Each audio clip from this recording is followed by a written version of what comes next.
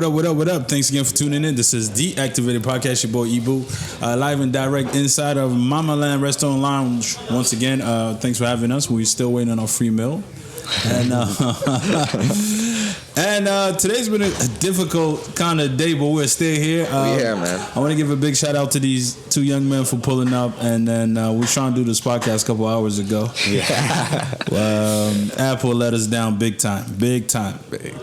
This is what happened when you rely too much on technology. You know what I'm saying? But without no further ado, sitting here in the studio with me, yeah, this is a studio. We're going to call it a studio. Yeah, it's a studio. The two brother, Bilal and Djibreel. Yeah. Mustaqeem, did I say right? Mustaqeem. Mustaqeem. Yeah. Young talented group of young men that I got put on. Shout out to Emily. She put me on to you guys. And she like, no, you got to talk to these guys. These guys are doing something incredible. You know what I'm saying? Yeah. So then I was going back and forth. I reached out to you guys and... finally, we got a date. We set it up. We came through. Yeah. And then we got here and technology failed us big time. And if you could just introduce yourself starting. All right. I'm Bilal. I'm the rapper of the group, I guess you could say. Yeah. Okay. And the comic relief. Really? That's subjective, but okay. So you got all the jokes. I got all the jokes. And I guess I'll go. Okay. I'm Djibreel. I'm the singer / producer. And I guess I'll be the leader of the group, the responsible one. Okay. I'm 20, turning 21 this year, and I'm turning 18, so I'm 17 right now. Yeah. 17, turning 18. Wow. Yeah. Damn, you already doing what you're supposed to be doing.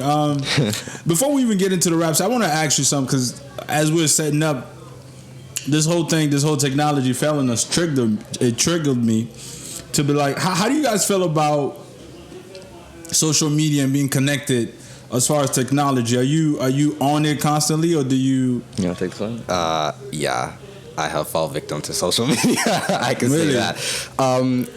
But I feel like I use it differently than most other teenagers and stuff like that. Like, I use it mainly just to talk to my friends. Okay. And stuff like that, not to actually post anything on Instagram. You just do it to talk, like, but do you like get on the phone and talk to your friends, or just strictly through? No, I do call and use text messages and stuff like that. Okay. But like social media for me, the only one I use a lot is like Instagram. Okay. And then, yeah.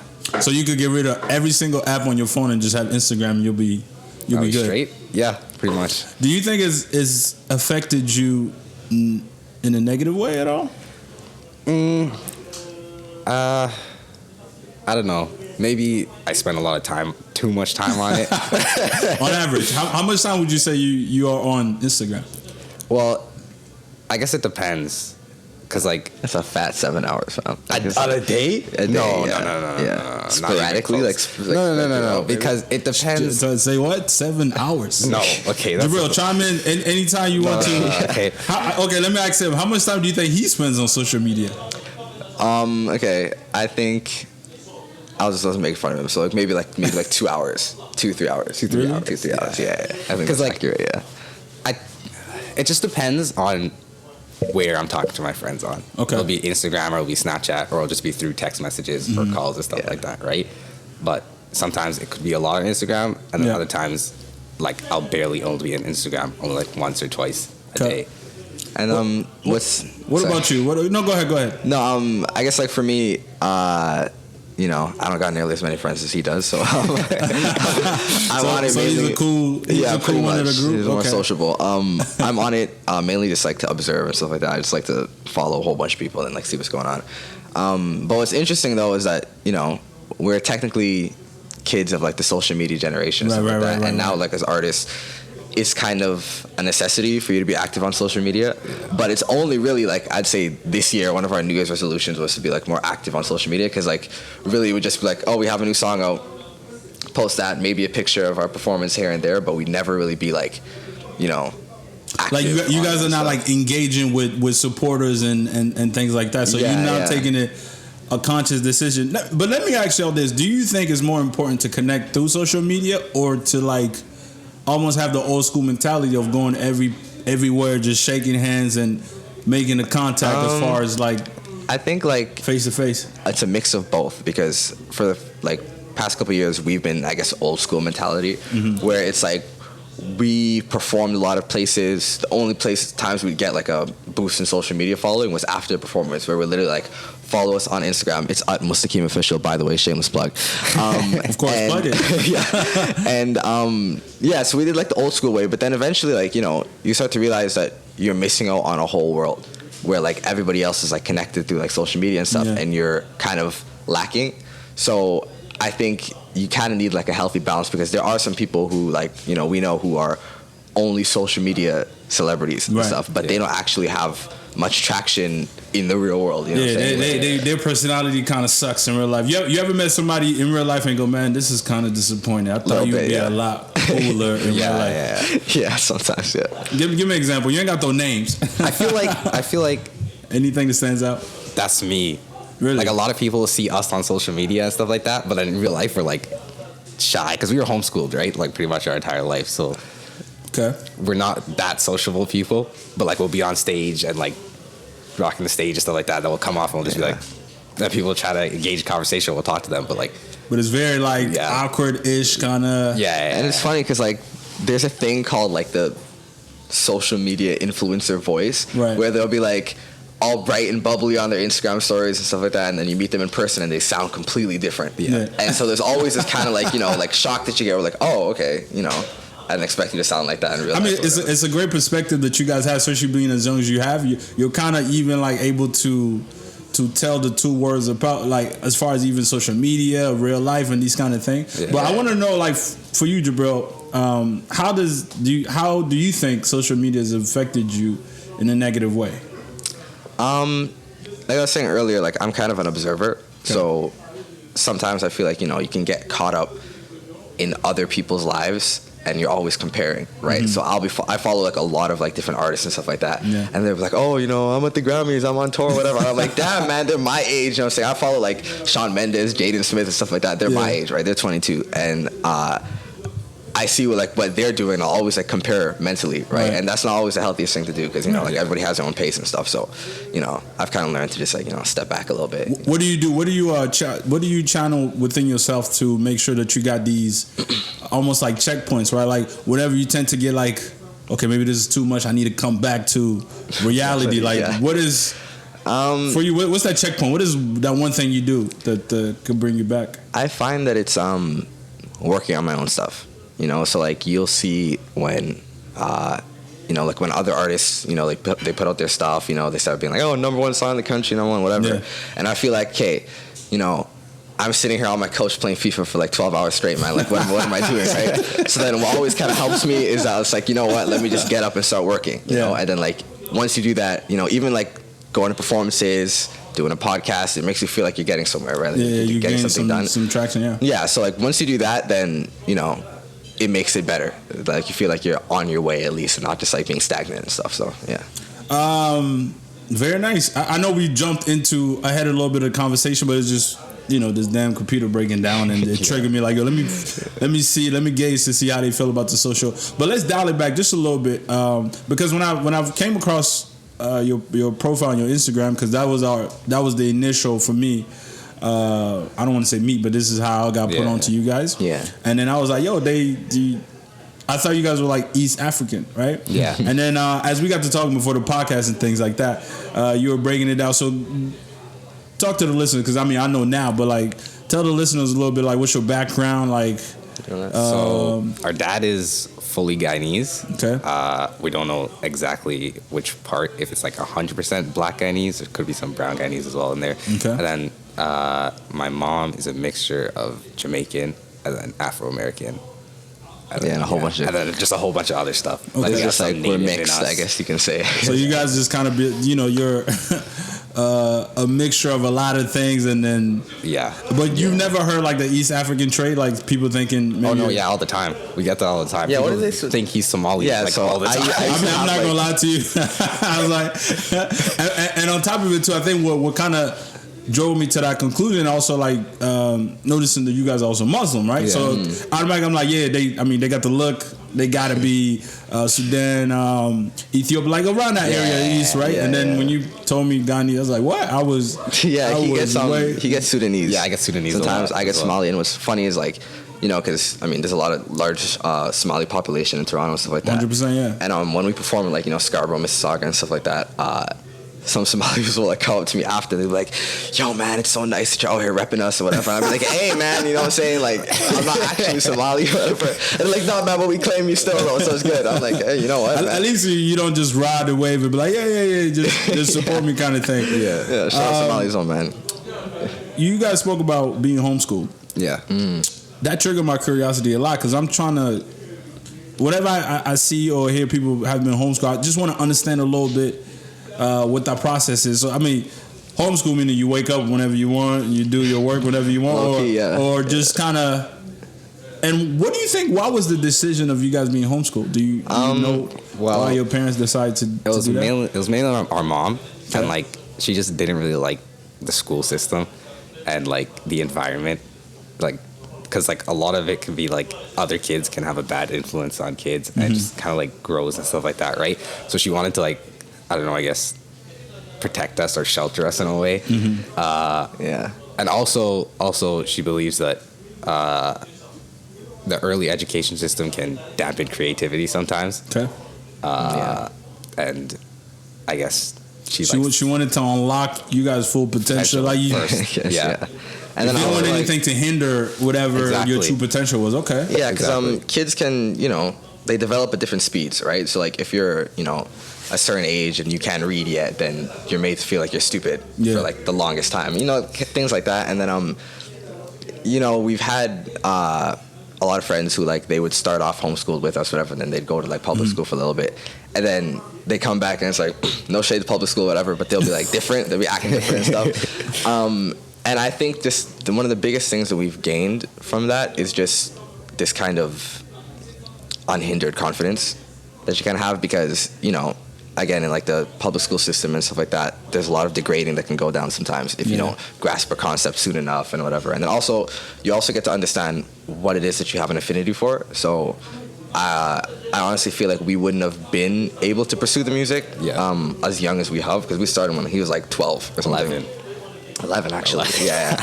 You just write some bars from 11. Okay. Yeah, pretty much. Yeah. And we wouldn't have been able to do that because like basically our day would consist of doing a little bit of school, you know, in the morning and stuff like that, and then just like the rest of the day we'd just be like making music, singing around the house, doing stuff like that. We'd be able to go to performances and do music videos and stuff like that because we weren't in school at the time, so we could like explore and like. So how much schoolwork do you actually do in the day? Like, well, because we used to go to school for like damn near 10 hours. Exactly. So you telling me you got time? It was like, so for early, let's say from like grades, from like, okay, let's say like 1 all the way to 8, right? Before high school, right? Yeah. We basically just have a book, like the curriculum book, and we just do math, we do English, and then we'd have like history and other science stuff in like a book, right? Yeah. Okay. And we just go along throughout the school year, just doing the certain pages we have to do, and our mom would like teach us different stuff. So all the extra courses, like I don't even know what kind of courses there are. Like phys ed, and all that stuff. Construction. Exactly. We do, and arts and stuff like that, we do by ourselves, basically. Okay. Home. Which is like the music. Is that like... Okay. Yeah. So like we just go outside and play soccer for hours, and I come home and my mom would do arts and crafts with us. And also like it was different for each of us because we're like 3 years apart, right? So you know, like younger siblings have a little different from like the siblings above them and stuff like that. So like let's say for me, I was homeschooled all the way up until university, right? So how the application process kind of goes for that is that you build a portfolio of like all the things you've done and accomplished, and the music like played a large part in that. And then also you have like your credits from like you can do like an accredited tutor or this and that and whatever. Because my mom could teach all the way up until high school, but I would do like online stuff for like actual like high school or whatever. And you know, going into university, it's a little like challenging at first because like I never taken an exam in my life before like university and stuff, right? But then you know eventually that's things you don't even think about really. Like it's interesting, but it's cool though, man. Like honestly, I can't say that I would have wanted it any other way. Because I mean, I don't we'd be here like doing what we love and stuff like that if we were in school. Because I have a lot of friends who are in school who are like artists and stuff, and they just don't have the time. Like because even like now when I'm in like university and stuff, I can't do jack during the during the semester during the school year. You have to wait till the summer, then you can like do some stuff. So like over high school and whatever, like there'd just be people like friends that we know where like they're just as talented as us, like really good and stuff, and they just couldn't get anywhere because I was like, man, I got school the next day or whatever, and stuff. And also too, like it's down to the parents, because our parents were like super supportive of us, so they would like drive us to the shows and stuff like that. And again, like we'd have friends who I'd be like, yo, so you coming to that festival or whatever? And they're like, no, my mom's not driving me. She's like, if you're not making money, I'm not driving you there. So I was like, whatever. But you don't start off making money, it's like it's a yearly build up and stuff, okay. Right? So yeah. Do you? I'm almost sensing like your parents were like super woke. I guess you could say that. Would you say like they were onto something, right? My mom, So like, my mom kind of started like a homeschooling group in Toronto called Toronto Muslim Homeschoolers when we were younger and stuff like that, right? And like a bunch of other families around the GTA did it as well, and we'd go on field trips together and stuff like that, right? Now she doesn't really run it anymore, but like it's grown to have like 300 plus families now around the GTA and stuff like that. And she started that from the ground up. Yeah, pretty much. Yeah. Her and like two other friends and stuff like that. Yeah. Very impressive. Now, seeing the fact that you one good thing about homeschooling, I tell you that you don't have to go through a lot of bullying. Yeah. But you guys kind of open yourself up with the social media to still allow that to penetrate. And I wanted to know, like, do you guys get like a lot of negative bullying comments online, or it's always love? There was one funny you look like you got a story. Right? So when we first dropped our Two-Faced song and the music video and stuff like that, right? We started promoting it on Instagram, right? And then a couple days later, we got a comment from some dude, right? It's like, he's like, the beat's whack, the bars are whack. He's like, the song's ass, the music video is trash and all that stuff. We read this comment, and we just started laughing, like, because that was one of the first ones. Like we'd get, honestly, I don't think we have enough views or followers to get like a lot of hate comments and stuff like that. And we're generally like very nice people and stuff like that. So I don't think people want to hate on us or whatever. But you give that good vibe, good energy. Yeah, but once we got one, it was just like, finally, we got one. I'm like, oh my god, like it was taking forever and stuff. It was more like it was an experience, I guess you can say. I feel like I looked at it more as validation than actually them downgrading me, because I'm like, hey, if you took the time to take out of your day to write something like that, I made an impact on you at least. And if you don't like it, then that impact could have impacted someone else in a positive way. You could have chose to say a million different things. Which you chose to say my bars is whack. But I mean, honestly, the fact that you laugh at it, I think that's commendable, right? Like, so you wouldn't.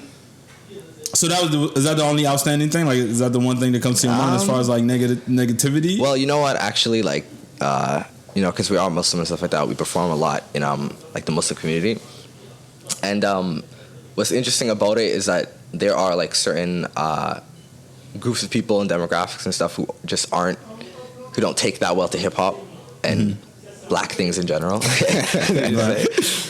So there would be times when, like, we'd be performing our hip hop music and stuff like that, and then we'd get a backlash. That was like, it's haram, whatever, that kind of stuff. And that's kind of primarily the negativity we'd face, but it really hasn't been musically like that. Anything to come out, and that's also one of the things I wanted to ask you guys is about the almost like, because I know like as a Muslim, music is almost looked at as like something to, it's like almost like a witch chanting to like distract you from what you're supposed to do and things like that. So like they look at people to make music like in a negative thing, because I know even some of the stuff, if you go back, it kind of almost tells you you're not supposed to listen to music because the music could get you, for example, if you listen to something sexual, obviously it kind of puts that sexual behavior in you and influence you to do obviously what is not commendable as per whatever the religion guidelines are. now being that you're Muslim, like, does your parents, do they talk to you guys about that, or it's almost like, you know what, this is what we're gonna not focus on, just let y'all do the music? I think you know, that was kind of a concern when we were first starting out, but at this point, because like there's like some people who are Muslim and like also artists who call themselves like nasheed artists, which is basically like, I guess, a rough equivalent to gospel music, where it's like, you know, like strictly like kind of like a religious kind of thing, whatever. But we wouldn't really see ourselves as that. It's more like, you know, when we're making our hip hop music, like we have like a song, it's like a trap song and stuff, right? Like stylistically, and you know, everyone knows the usual subject matter for that kind of stuff. But with us, we don't really relate to that, so we wouldn't be talking about drugs because we never did drugs. So like, why would we talk about that? Like, that's fake, you know. So I guess also too, like, our parents kind of acknowledge the fact that we were raised a certain way, so we want the music to be a true reflection of who we are. You know, so it wouldn't be this kind of thing where it's like we have to only talk about this and we have to only talk about that and we got whatever. It's just like we talk about what we want to talk about as Black Muslim men, and that's just naturally what we'd be like speaking about, right? It's not this kind of like you know, certain agenda, I guess you can say. The agenda, I guess, would just be self-expression, and then like that's kind of, you know, how it is. How important is it for you guys to be authentic into the music? Because I know you kind of lightly touched on, you know, I mean, you don't do drugs, so obviously you don't rap about it. Yeah.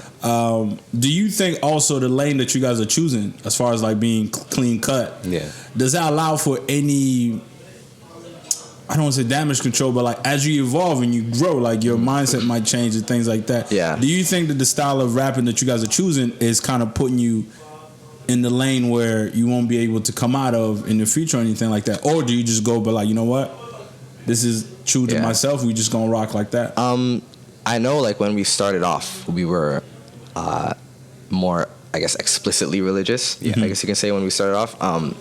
And again, like, that was kind of just coming from the fact that we were kids, so there wasn't a lot of life experience that you can like talk about, whatever, right? So, you know, just stick to the basics and stuff. But yeah, that's a good question, because I know that in a couple years it'll change, like inevitably, right? Like, you know, you're not going to stay the same person and stuff like that. You're gonna get some new chicks. I mean, I don't know what that, but it's just kind of like, you know, as long as you are honest with people on kind of what's going on, it can't be this kind of thing of like, oh, he switched up, he changed up, whatever, because like they themselves surely can't expect to be the same person over time, right? And that's kind of like one of the traps of starting off really young, where you don't even know what you want in life when you're like 14 and stuff like that. So how can you be like, this is going to be my career until I'm like 60 and rapping, that's it? Yeah, you know, it's just, again, like the music and stuff like that, it's just all self-expression. So you wouldn't want to tell somebody, you know, you're only going to speak a certain way for the rest of your life, because that's how they express themselves. So it's the same way with art, you know, like things change and stuff. It's just like what we don't want to do and what we try to like refrain from is this kind of, and this happens a lot in religious music, where it's like, I'm such a good person, get like me, that kind of thing, right? Because that's cap most of the time. Like, and you've now set expectations where like there's not really a lot of room for error. So like we will expect you to be a certain way. You know, it's like we take Chris Brown as an example. Like when he first started singing, he was clean cut guy, you know what I mean, nice and whatever. And then we see him put hands on Rihanna, and we're like, whoa, what was going on? But then these are like, because he was dealing with stuff, but we chose to put him in a certain in a certain pocket. So what we try to avoid is kind of putting ourselves in a box through the lyrics and stuff. So again, like let's say in a song like Two Face, like that we have our latest song that's out, it's about, you know, tackling hypocrisy and just like, you know, how people have like multiple versions of themselves that they show other people and stuff. And in the lyrics we could be saying, you're such a hypocrite, you're this, you're that, but instead we say we, because it's us two, you know. And we don't want to have this kind of, you know, like we'd like to be role models, but role models in the sense of, you know, we're all going through a journey, not like you're striving to get like us kind of thing, right? Because once you do that, then there's like this like imbalance, you know, and eventually you're going to disappoint people. And you will never be able to to keep up the standard or whatever that you set up in a way. So talk to me a little bit about it. Let's break down into the group. Initially at the intro, you say you're the rapper, you're the singer. How do you guys come up with songs? Like who's the architect of the song? Do you go pick the beats, lay your, you know what I mean, and you just bully him into doing what you want to do? Or do you get any say, like, talk to me a little bit about the process and the whole journey, like from start to finish, as far as like making a song? So for the process, I guess I'd be the initiator, I guess you could say. So you do I'm all also hard work, I'm also, I guess, yeah, low key. So I'm the producer, so I'd be making the beats and stuff like that, and then I'll come with like a hook, whatever, then I'll show it to this guy who'll be like, you know, whack or nah, you know, and then drop a verse, and we'll kind of go from there on just kind of the structure. And allotting the sections of who gets to do which part and stuff. There's rarely any clash. Even though recently I thought I made a pretty fire song, and he comes out in the basement and he's like, "Nah, man, that's whack." Okay, and I'm like, "Yo, okay, we're gonna like squabble up right now because like, you know, I just worked like a couple hours on this, man," and that's like, you know, but that's, he said that joke was trash. Was the song actually okay? Trash? It wasn't trash, but I'm saying like you could do better. Yeah, and I don't feel like it was the direction. See, we gonna settle this right now. Okay, talk to me about the song. What kind of song? Like, why did you feel like that wasn't it? What was missing from it? I don't know. I just felt like it wasn't. I think it's a stylistic thing. Yeah, it was more stylistic than anything. Okay. Like I was like, because we have different tastes in music sometimes, and you have to find like a middle ground and whatever. So and like, you know, we really like to diversify our music and stuff like that. Like we won't have just one style throughout. So we like to get an arm in like everything, right? And like most different styles that until you could maybe like find a sound that's really like you. Like as soon as you get on the mic, there's like, okay, we know they about to come on kind of thing. Okay, yeah. So you guys are like exploring a lot more and experimenting. Yeah. What's interesting is that we were raised in terms of music on like everything. Yeah. So we'd listen to like some like. Again, like the Muslim singers, like nasheed artists and stuff like that. And then we grew up on CHFI radio, which is like pop rock. It's white people music. You know, we're just gonna come and say it. That's white people music. Okay, I love it though. Okay, but like, I mean, no harm done. We just so it's interesting because like. So like when we were growing up and stuff like that, there'd be like some hip hop, R&B, and then like so like, you know, an example like Usher or something like that, right? And then Kelly Clarkson as well. So it's like when we're making our own music now, even though primarily we're like hip hop, R&B, whatever, but we'll have like a flat out pop song or like some like kind of power ballad or whatever. Right now we're experimenting and getting a little like Afrobeat and stuff like that in our stuff because we just want to touch base on everything right now, and also too, in terms of like the demographics that we perform in front of. It's changes like so much. It does. So like we can have like a crowd full of just like Pakistani Indian people and stuff like that, right? So then we have a song where we actually sing a verse in Urdu, and they love that junk, right? And then, you know, we'll perform in front of a primarily black audience, and then we have like the hip hop and R&B and stuff like that. And this is good because you can just like, you know, you can touch everybody with your music. And you feel like you're not being boxed in as far as yeah. And it's still also very early for you guys, right? Like this where like people don't find, and I'm sure even big artists, when you go back to the earlier tapes and things like that, I mean there's something there, but you don't know yet like what is that supposed to be until like, you know, you nowadays, for example, we pick Drake because he's the biggest artist. Like Drake 40, as soon as that song come on, you know, like you already know like what to expect in a way, right? But I'm sure earlier on it was a lot. It was a mixture of a lot of different things, which I like that. Anyways, I like the Drake that really spits bar. Yeah. Like that's my Drake that I like. Not the little ballad, a little singing. It's cool. But I like that Drake though. But he likes the rapper Drake. Rapper Drake. You like the rapper? No, the rapper Drake. ones. He's come on, man. He got some bars. You know what I mean? Back to back and all these things. For sure. I wanted to talk about the Two-Face music video. And by the way, who helps you shoot the videos? Do y'all like shoot on your iPhone? Because I know like nowadays, like everybody's creative in their own little ways, right? Yeah. So talk to me about the process about shooting the music videos and stuff. All of our videos have been shot by different people. how many do we have now? So y'all hiring people? Yeah, pretty much. Yeah. Okay. Or people come and reach out to us. Or like we'll just put an announcement on like our Instagram, like, oh, we're looking to film a music video. If you have people, people and stuff like that, like tell them to send us some stuff, and we'll see it like it fits stylistically. What y'all trying to do? Video, okay, right? Yeah. So for Two-Faced, it was actually one of the fastest ones that we shot, because it was like the guy came to us. Or no, we got suggested him, so he went. His name's Armin, by the way. Shout out Armin. Yeah. So shout out Armin. Yeah, okay.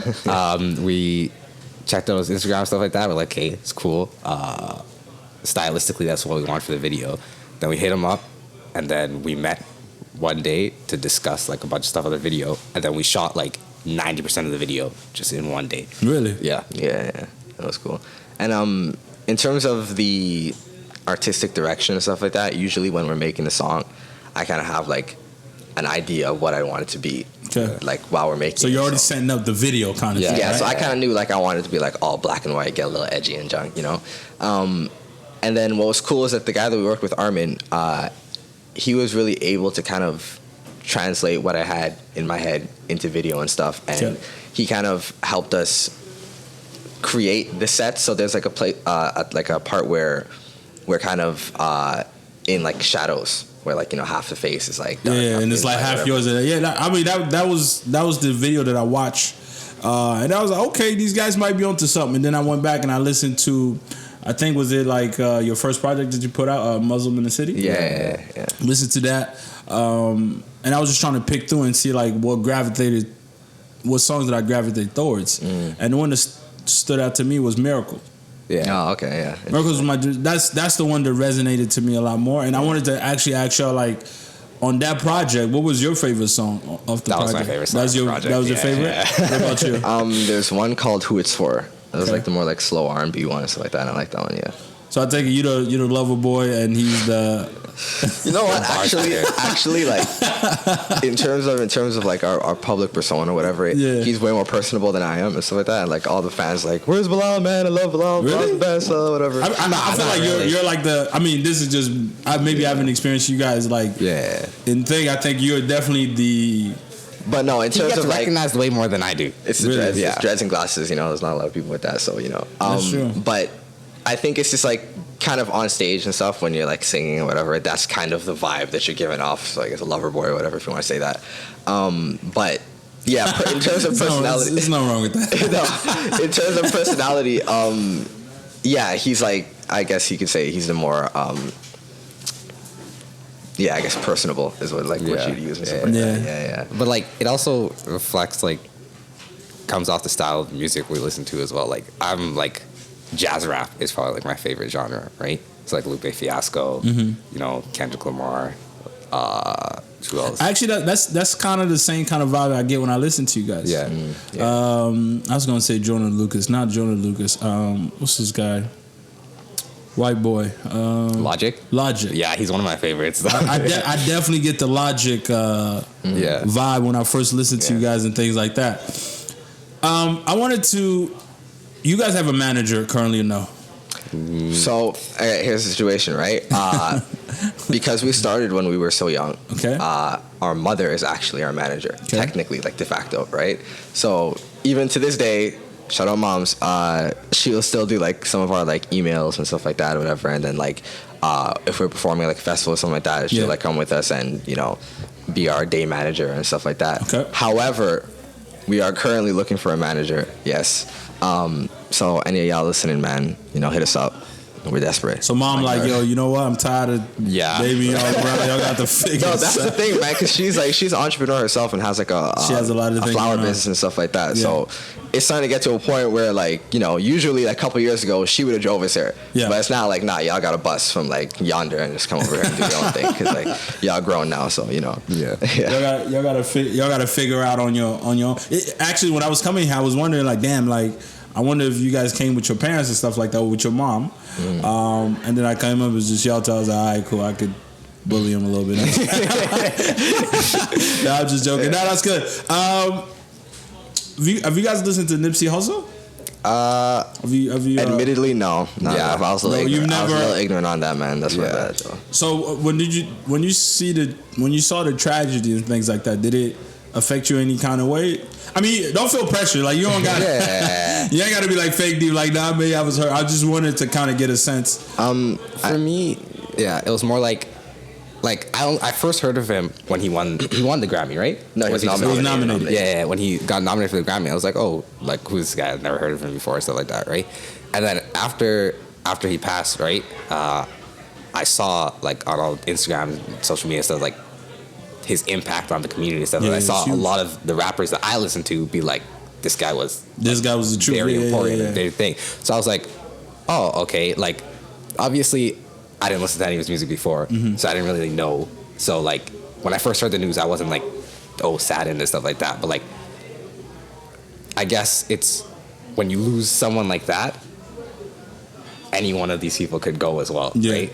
Like, Puts things into perspective. Especially like you guys being artists, do you ever fear your safety, or you guys not even thinking about that? Well, we're not big enough yet for that. I think for people to try. One, but two, like, we come from like the suburbs of Scarborough, and we were homeschooled, so like we weren't really involved in a lot of stuff. Like I know a lot of other rappers and stuff like that. Like even if they move past it now, there's still ties. Yeah, there was like a karma effect coming back. Yeah. And people that still live that lifestyle come back from when they used to as well, right? Yeah. But we were never really involved in that stuff. So Yeah. But sometimes too, like people like will harvest hatred for you without you actually even knowing. That's true. And I think for me, I always look at it like I always got to be prepared in anything that I do. Like I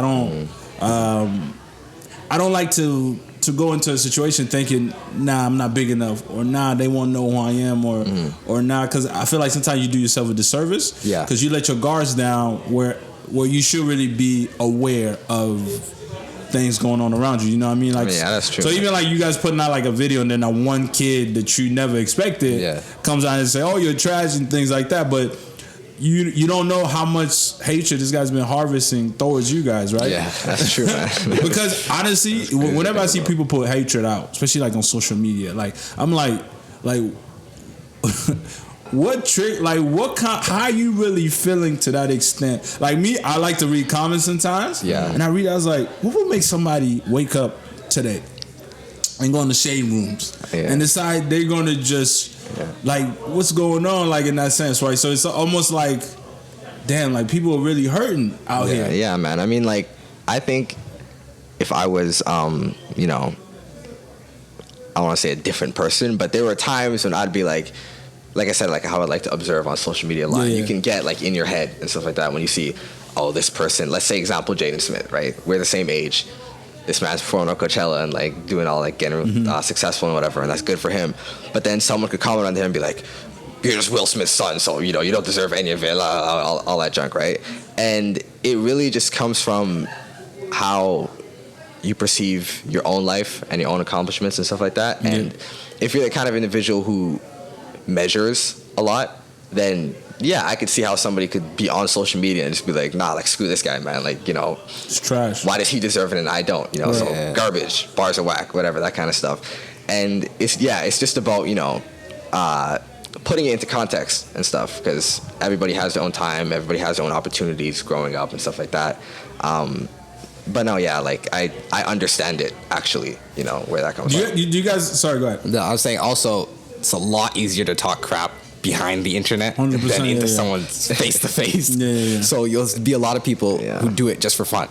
Just because they think it's jokes, just to troll people or whatever, stuff like that. But like, it's never that serious, actually. Like the actual amount of hate for certain artists and stuff like that is not nearly as big as it seems on the internet and stuff. Do you guys have conversations about when y'all get there, when y'all finally get that thing that y'all are pursuing? Number one, I want to know like what is your ultimate goal when it comes to the music, and number two, do you guys have conversation actually? Because I have a thing I want to share with you guys. I actually envision everything that I'm going to do maybe like a couple years ahead. A couple years ago, I wanted to host an Afrofest. and I literally had a whole walkthrough in my head, like, here's how I'm gonna do it when I do it. And I've been literally like rehearsing this in my head. Now, if I was to say that to somebody at the time, they'll think, "Boy, you crazy!" Like, yeah, you know what I mean? Because at the time, I didn't even have a podcast. I didn't even know like I was gonna do a podcast and help that set me up in a way, right? Yeah. But do you guys have kind of like those similar conversations in terms of like, yo, we could be a video away from going viral. Yeah. What do we do to prepare ourselves now? So then, because that thing happens literally, it feels like overnight to most. Yeah. But obviously, you've been spitting bars since you're 11 and things like that. Do you guys have those conversations amongst each other? Like, here's how we need to prepare for that. I know, like, when we drop, like, let's say our last music video and stuff like that, there's always the thing of like, hey, this could be the one. I mean, it was our most successful video to date. Was it the one? That's debatable. But, you know, there's always this kind of thing in the back of your head where, you know, if this ends up becoming your career, like, full-time and stuff, are you able to, like, handle it and whatever? And so far we've had, like, a sliver of what that would be like, and we've handled it pretty well and stuff like that. So, you know, okay. I think the conversations have paid off, I guess, because it's always like, you know, if you, like, we're talking about like social media and stuff like that, if you put too much of yourself on social media, you become an open book, and there's a barrier that you could have where you're an actual celebrity or you're just like an artist and stuff. And so we always try to maintain that kind of barrier where, you know, after we sign the autographs, take the pictures, whatever, there's nobody like trying to stalk us or whatever, you know, like that kind of stuff. And then in terms of just future success and whatever, for me, and I don't want to speak for him, but like for me, the ultimate goal is just to be able to do this for the rest of my life, because that's what I want to do. Like, I want to make music forever, you know. What are you studying in? I'm in marketing, actually, like business, in UOIT in Oshawa. Okay. So that's like kind of like, you know, fallback degree and stuff. But you don't want to be like, you know, our parents always like, listen, man, if you're gonna be in music, okay, you're gonna get an education as well, okay, because you're not just gonna go out and, you know, what do they like to say? Be another statistic, okay, of like, you know, and also to, you know, when you're African American doing hip hop and stuff like that, people always have preconceived notions of like, that dude just made it out of the ghetto like a week ago or something, right? And that's not us. So, you know, you gotta, I guess, have the backup for if it doesn't work, which, I mean, I don't see that. You're gonna put everything behind it. Do you guys get backlashes about being, oh no, you guys, you know, I mean, you shouldn't, because your music doesn't translate into that, but do you also get like, oh yeah, you got it easy, your parents buy you the equipment, you just set it up, like, do you get anything like that? Or people might not even be aware of that. I don't think a lot of people are aware of that necessarily, but again, like you're saying, where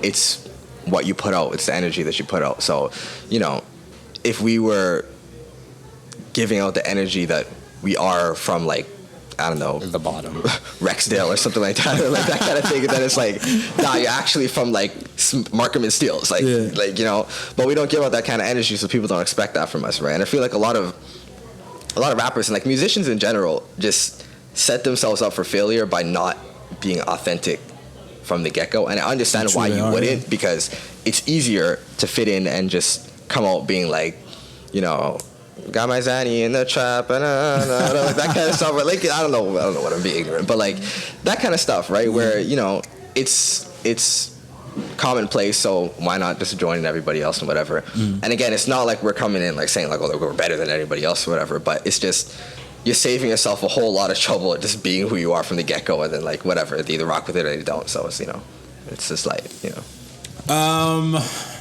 Last couple of things that I saw you guys do the Muslim meme. Yeah. Ramadan meme time. Ramadan meme. Yeah. What triggered? What was the whole idea behind it? Because I'm like, these guys are having way too much fun. so I feel like that was your idea, Bilal. So we love memes. I love memes. Okay. Memes are like my favorite. That's literally what I do. Memes are life in some way. It's our generation, man. Instagram, that's what I use on Instagram like most of the time. If I'm not talking to my friends, I'm looking at memes. Okay. The first night of Ramadan, I'm checking our Instagram, right? And I just see him. He posted like just one meme, right? And I'm like, let's make this a thing. So on my phone, I have like a bunch of just meme pictures and stuff like that. Like 200 plus. Okay. Saved up. So you're like, I'm ready. So like we're just like, all right, let's just do it every night. And then we did it the first night, like a good 8 of them. A lot of people loved it. They're like, oh, these are so funny. These are so things like it's relatable and stuff like that. So we're like, all right, let's just do it again. So we did it the second night, and like it got an even better response the second night, right? So we're like, okay, and then we stopped doing it because we forgot for like a week. Yeah, I've seen it a couple of times, but then it disappeared. That just goes to show you, like, social media, even like that thing becomes a job. Like it becomes a thing that you gotta like constantly feed into and things like that, right? And I think, you know, like how we were saying earlier, that we weren't necessarily too active on social media or whatever, and that's because we were always trying to figure out what kind of image we wanted to portray and stuff. So it's like, oh, are we gonna be like mysterious, or are we gonna be just like your best friend who's on like that kind of stuff, right? And eventually we just kind of got to a point where like, let's just be ourselves, you know. We like memes. We're Muslim. Like. It's Ramadan. Let's make Ramadan memes and that kind of stuff. And sometimes it's just that simple, you know.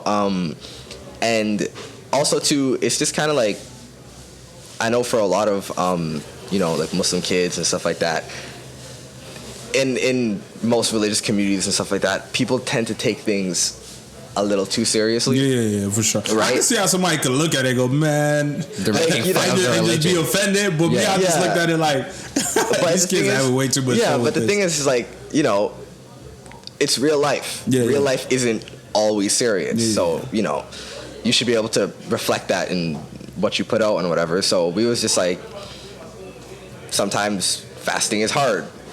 Here's a meme that matches that. Put it out, you know. Sometimes fasting is hard. I mean, it is very challenging. It almost takes a lot of mental discipline to really be on it. And shout out to you guys for coming through, even though you're fasting and hey man, and doing all that good stuff. Any last thing that maybe I forgot to bring up? I feel like I honestly, I think you covered I tell people man. to tune into the podcast, but this shit is mostly for me, man. I learned so much stuff, and I get to meet, you know, different people doing different things, and I think, especially in the city of Toronto, we got like a lot of great things that need to be highlighted. Your story definitely spoke to me.